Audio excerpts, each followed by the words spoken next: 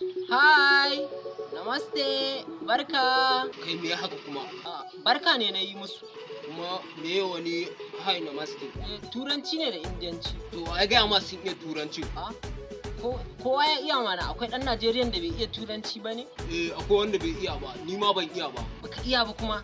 Ba a Gabasawa local government kake ba? A ƙaramin hukumar Gabasawa nake to heya. Ba na ji an ce kuna da ƙayatattun makarantu ba masu kyau na zamani. Sannan kuma akwai jajirtattun malamai a ciki, ba haka ba ne? Wanda ya faɗa ma maganar nan ƙarya yake. Mu ba wata makaranta da aka gina mana mai kyau. Mu malaman ciki wallahi wasu ma 'yan sakandare ne aka zuba mana su. Makarantun duk ga su nan ba windo ba abin zama, yara a ƙasa suke zama, allo duk yara ya ƙwara ido suke, sai ka ce an kai su je su wasa ido bacin karatu aka je aka tura su. Sannan kuma duk makarantun ba ban ɗaki ba kwano, duk ruwan sama yana jiƙa 'ya'yan mutane a zuwa ce an gina mana makaranta. Duk wanda ya gaya ma maganar nan ƙarya yake. Ba wani makaranta da aka yi mana. Dakata ba sai ka tara jijiyoyin wuya ba, dakata.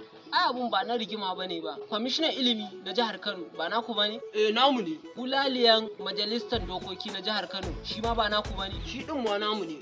Kaga dakata, ba ai ka ci gaba da lissafa ba, irin wannan ne muna da su da yawa. Mu ba wani aiki da suke mana, ba su da amfani zuwa karamar hukumar tamu. Kuma wallahi da kake ji kake gani ko wannan duk wani shugaba da yake karamar hukumar nan, ni ba tsoron su nake ba. Ni ba wanda nake jin tsoro a cikin su. Yana fito na faɗa musu gaskiya, in za su yi abin da aka tura su je su sauke haƙƙin mu. Ban mu da ilimi, ban mu da asibitoci, ban mu da ruwa, ban mu da wuta. Dama ruwa da wuta ma nan ba ta su muke ba. In muka ce za mu zancen su ma ɓata lokacin mu za mu ɓata bakin mu a banza. Su je su sauke mana haƙƙin mu. Wallahi in ba su sauke mana haƙƙin mu ba mun san yadda za mu yi da su. Ba wanda muke tsoro kuma yanzu. An daina mana wani abu, dimokuraɗiyya muke, kowa yana da 'yanci. Kowa yana da 'yanci shi zai faɗi abin da yake so.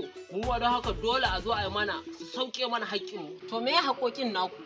Ko ban faɗa ma ba, ai su sun sani, su sun san haƙƙin namu su sauke shi. In ba haka ba sai na fito na tona asiri, Kawai ka faɗa mana, kana da isasshen lokaci, faɗi kawai. Ba yanzu zan tona ba, yanzu gona za ni yanzu. Ka bari idan na je na dawo sai in zo in faɗa muku.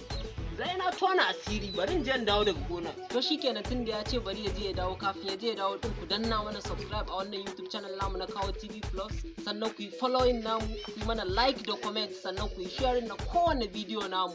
Sannan kuma kada ku manta, wannan shiri za mu rika yi muku shi lokaci bayan lokaci, kuma akai-akai za mu rika saka muku shi.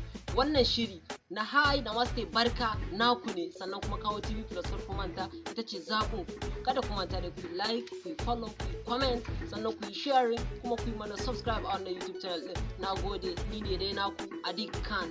Nagode, wassalamu alaikum.